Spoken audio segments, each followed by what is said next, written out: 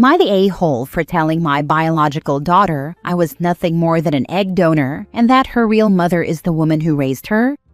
25 years ago, a close friend Clara and her husband James were struggling with infertility. Clara couldn't conceive or use her own eggs. She asked me if I would consider carrying a baby for them, using my egg and James's sperm. I had already had my 2 kids and was done having children. I was hesitant at first, but eventually I agreed because I wanted to help my friend become a mother. 9 months later, their daughter Bella was born. From the start, Clara and James raised her as their own. I've always been auntie to her, just a close family friend, and that's all she ever knew. My own kids always knew the truth. I never hid it from them. They understood that Bella was biologically related to them and that I had helped my friend start a family. I never told Bella anything because I truly didn't feel it was my place. It was something her parents needed to decide if or when to tell her. A few weeks ago, Bella and her fiancé were at his family's house, and they all did one of those DNA kits for fun. When the results came back, Bella saw that she had Cuban and black ancestry, which confused her since she knows both her parents are white. Instead of asking them, she used the combination to their safe, which she had learned a while back, and started going through their personal documents. She found an old photo of me pregnant in a hospital bed with Clara holding my hand, and she also found paperwork about Clara's infertility. After that, she started pulling away, especially from Clara, and none of us understood why until everything exploded. My family and I were over at Clara and James's house helping with wedding prep. At one point, Clara and I were in the kitchen talking about my kids, and Clara mentioned that I had paid for both of their weddings. She said she wished she could do the same for her daughter. Bella must have overheard because she walked in and suddenly said that I should be paying for her wedding too, since she's also my daughter. I was totally thrown off. Clara asked what she meant, and Bella just snapped. She said I was her real mother and accused Clara and James of lying to her. She said she had grown up in a fake home while my kids got the life she was supposed to have. She slammed the photo on a table and stormed out with her fiancé. The next day, Clara asked me to come over. Bella didn't want to, but showed up later after Clara begged her. She told us about the DNA test and going through the safe, and how she felt like this answered something she had always felt deep down. She said she's always been jealous of my kids, not just for their vacations or home life, but also because I gave them a good life without any hardships. She said she still loves Clara, but feels like she never really belonged, and now she thinks I'm the missing piece. She even called Clara a child snatcher. That's when I stepped in. I told her she needed to stop talking to Clara like that. She turned to me and said, "You're my real mother. Why don't you love me?" I told her as calmly as I could that I was nothing more than an egg donor. I told her I love her like a niece and that's all. Clara is her mother, not me. I wasn't the one who raised her. I wasn't there for her childhood. Clara was. I never saw her as my daughter because that wasn't the role I had in her life. She left again crying, and since then has sent me over 20 messages. Some are angry and some are pleading. She's asked me to meet with her and James because she says we're her real parents. She says she loves Clara, but insists she's always felt a disconnect, and that I'm the reason why. Clara and I have been in touch since the blow-up, and we're both heartbroken. My husband thinks I should have a one-on-one with Bella, but honestly, I feel like there's nothing left to say. I didn't raise her, Clara did. She was always a wonderful mother, and up until now, she and Bella had a great relationship. I don't know why Bella is spiraling like this. Clara was there for every birthday, every school day, every scraped knee, heartbreak, and milestone. I made peace with my role in Bella's life a long time ago. I never saw myself as her mother, not because I didn't care, but because that was never the agreement. I helped a friend become a mother, and I kept that promise. So, am I the a-hole? Edit. I am mixed myself. Bella has light skin with incredibly loose curls. From the outside looking in, she does look like Clara's biological daughter. Now for the top comments. Sounds like Bella is having an existential crisis. Exactly, that's what it looks like to me too. She found out something huge in the worst way possible, and now she's scrambling to make sense of who she is. It's messy, but yeah, definitely feels like an identity spiral more than anything else. She found out something huge in the worst way possible. Clara and James really did Bella a disservice by hiding this from her for 25 years. It's generally considered best practice to be open about things like donation and adoption from the very beginning. Many would be surprised to see how many things a young child can wrap their head around when you're communicating with them. 1. Not the a-hole. You told her the truth. 2. Clara and James should have been open about how she came into the family much sooner and with the help of a therapist. Keeping this a secret while everyone but her knew made her feel betrayed and lied to, which is understandable. 3. Bella needs therapy for herself and family therapy for her and her parents together. If she really felt disconnected, there must be a reason for it. Seriously. My mom met and married my dad when I was a toddler and he adopted me, and they gave me his last name. They could have kept it from me, but they didn't. I always knew my dad adopted me. I never felt bad about it. In fact, I felt chosen, because he loved me and raised me when he didn't have to. Finding out at 25 would have been devastating. I'm glad I always knew. Next story. Am I the a-hole for moving out of my uncle's house when he announced another foster placement? I've been living with my uncle and his wife since I was 8. I'm 19, female now. My parents died in a car accident, and my uncle took me in. When I was 14, they started fostering kids because they said they wanted to help children like they helped me. In the 5 years since then, they've had 8 different foster kids come through, usually 2 to 3 at a time. My uncle and his wife mean well, but they have no clue how to handle troubled kids. The foster children have serious behavioral issues. They steal food and hoard it in their rooms until it rots. They smear things on the walls, destroy furniture when they're upset, and have violent outbursts. One kid punched holes in every door upstairs. Another one threw a chair through the living room window during a tantrum. The worst part is that my uncle and his wife always make me the unofficial caretaker. When they brought in 2 little ones last year, they moved them into my room instead of setting up the spare room properly, and I had to help with night terrors, bedwetting, and basically parenting duties. They're constantly asking me to watch the kids when they go out or deal with crisis situations because you're so good with them. Last month, when my uncle announced they were approved for 2 more placements, siblings with significant trauma backgrounds, I'd had enough. I called my best friend, whose family has always treated me like their own daughter, and begged them to let me move in. They were shocked when I explained everything and immediately said yes. I packed my important documents and belongings and left that same day. My uncle and his wife are furious because they're losing their free help and because I didn't discuss it with them first. My friend's parents had to deal with angry calls, and now my uncle is threatening to report them for interfering with a family situation. Am I the a-hole? You are an adult. Your uncle and aunt can't do anything about where you live. If they keep up the harassment of the family that took you in, encourage the family to press charges of harassment and get protection orders for all of you. Your aunt and uncle may have had good intentions, but it is not enough. They are out of line and not doing anyone any favors, especially you. You are not the a-hole. Protect yourself and start planning your future independence. Thank you. That's really reassuring to hear. My friend's parents are definitely considering legal action if the harassment continues. Report them for what? Your uncle and his wife not only don't know how to take care of troubled kids, but also don't know how to threaten LOL. You're an adult and you can move wherever you wish. They cannot report anything.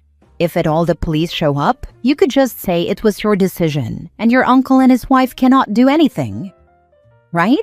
I think he's just panicking because he realizes how much unpaid labor he's about to lose. Thanks for the reassurance. I would call up a social worker or CPS, whoever you're used to dealing with, and let them know that you are no longer in the house and you no longer want to be an approved babysitter. I should clarify, in my state, you have to be approved no matter your age to babysit for foster children through CPS, even if you're another child living in the house. Next story. Am I the a-hole for staying full-time at my mom's to avoid my stepsister and my dad's expectations for our relationship? My parents got divorced when I, 16 female, was really little, and my dad remarried when I was 4. My stepsister is the same age as me. I spent every other week at Dad's house, so I had an equal relationship with both of my parents.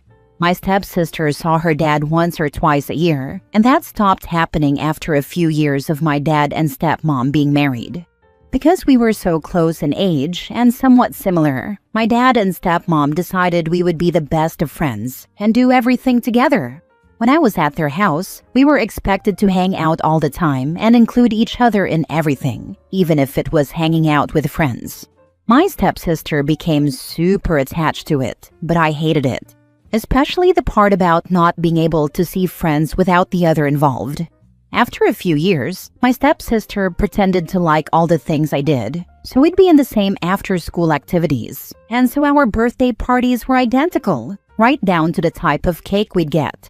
It also meant we got fewer gifts and had to share big stuff instead, because we both loved them anyway. At Dad's house, nothing was mine, not my clothes, my toys, or even my room. Whenever I tried to get space from my stepsister, she'd complain to her mom or my dad, and my dad would step in and tell me I needed to make time for my sister. He and my stepmom started pressuring mom to take my stepsister out with us whenever we did things. I remember my stepmom calling my mom a C-word for saying no to taking my stepsister to the trampoline park with me and my friends. Then it was my dad and stepmom yelling at mom for throwing me friend parties and not inviting my stepsister. And every sleepover my mom let me and my friends have was a huge deal to my dad and stepmom. My mom and dad fought in court when I was 10 because dad accused mom of alienating me from my stepsister, and mom wanted to get me therapy to help me process the pressure I faced at dad's house. Dad didn't want me in therapy, except for family therapy. Dad didn't win custody, and mom got to put me in therapy. I tried talking to my dad and telling him I didn't want to be BFFs with my stepsister, and I didn't want to do everything with her, but he ignored it. And he's so much worse now because he acts like I'm bullying her when I don't want to talk nonstop to her, or when I don't include her when I'm at mom's house. So I asked my mom if she could look into getting full custody of me. Her attorney said we could try, and Dad counter-filed for full custody, so it was a back and forth between them. Mom had the support of my therapist, and because of that, the judge decided to speak to me. She said she wanted to hear what I'd say, but I didn't get to decide exactly. I told her everything and what I wanted and that I was serious about it. And the judge decided to let Mom have full custody of me, but the rule is, I need to maintain phone contact with Dad if nothing else. It specifies how long, how often, etc., but I don't need to be at his house anymore.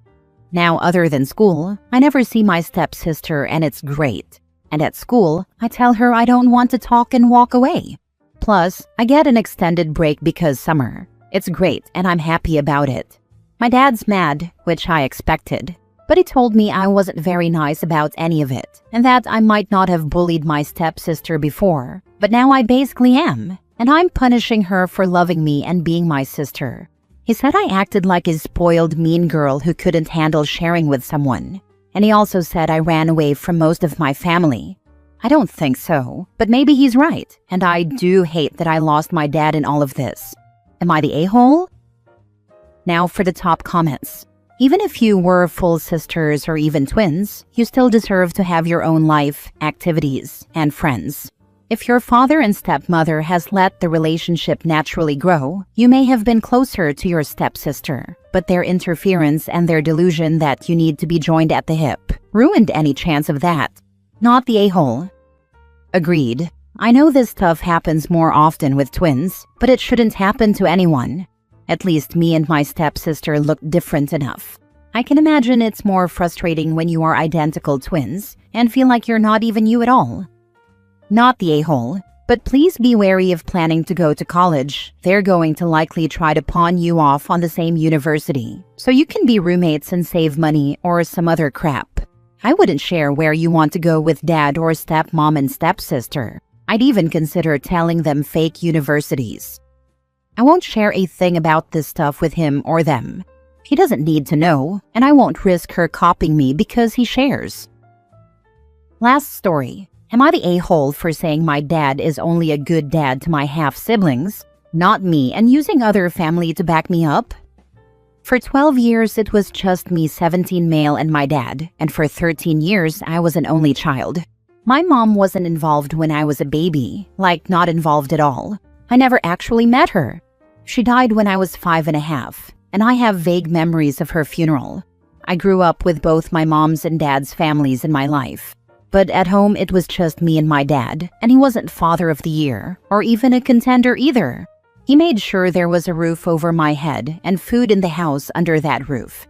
That was it. I had different babysitters until I was old enough to do simple stuff for myself. Once I reached that point, at like 5 or 6 years old, I was on my own. Extended family would take me for a day or two at a time. They'd check in. They used to chase after Dad to pay more attention to me. Some offered to raise me too, but he never took them up on those offers, so I stayed with him and went to family members' houses during the day and some weekends or weeknights if something important was going on at school or whatever. Then he met and married his wife when I was 12, and they had a kid together when I was 13. There was a total change in him. He took some time off work to be with his wife and the baby, got up in the middle of the night with the baby even after he went back to work. Suddenly, Sunday was family day, and they were doing things together. He and his wife planned for the just in case they both died and asked his oldest sister to take the baby and any other kids if something happened to them.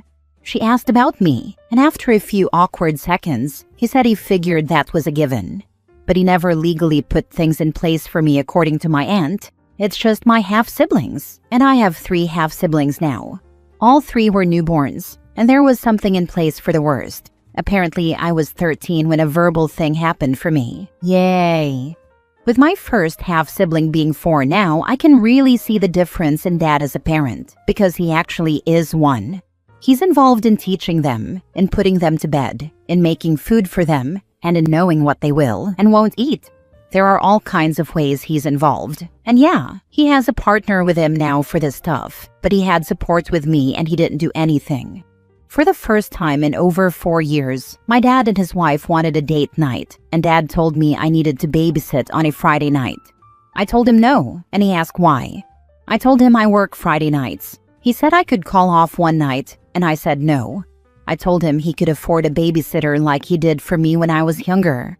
Then he said they hate the thought of leaving the kids with strangers, and I asked why he didn't hate that when I was born. He told me it was a different time and set of circumstances, and come on, I'm a part of the family, and babysitting is the role of the oldest. I was like, since when am I part of this family? And he told me, always. Then he said he's a damn good dad, and my attitude is claiming otherwise, and it was pissing him off. I said he was never a good dad to me, only to my half-siblings. He got pissy about it, and spent 2 weeks telling me I was wrong. So we had dinner at my grandparents' house, and my 2 aunts and 3 uncles were there with us, and I asked them if Dad was a good dad to all his kids, or just my half-siblings. They all said he was hardly a dad to me at all, but was amazing with my half-siblings. His wife stormed off because the kids were at the table and she was like, "Why the heck are you bringing it up in front of them for?" Dad told his family they were being harsh, and they told him they all know me better than he does, and worried about me more than he ever did. Ever since dinner, Dad's been trying to prove he's a good dad to me, and he fails every time. He's mad that I brought family into it to prove a point. His wife's mad that I brought it up in front of her kids. And she's mad that I don't consider myself family and ask what kind of way that is for her kids to live. Then she said I basically made her kids feel like their family cares for them less than they do for me. Am I the a-hole? Absolutely not the a-hole. Her saying you shouldn't have brought it up in front of her kids. They're 4 and under. They'll never remember anyway. So that's a pathetic excuse, and just her way of trying to deflect blame away from your dad. And make it about you being the problem rather than him. He's an a-hole for treating you like that when you were young and acting like he did nothing wrong. Now you've told him and all his family members have done too. You're 17. When you hit 18, I'd seriously think about moving out and going low to no contact with him. You've put up with for long enough. That's a big part of the reason I'm working so hard right now. I want to get out, but to not need anything from him either. I'll have other family who can help, and that's great. I just never want to find myself needing to beg him for something, because that's what it'd be. Begging. He's not the kind of person I could turn to. Most of my school supplies, even my laptop, were bought by other family members.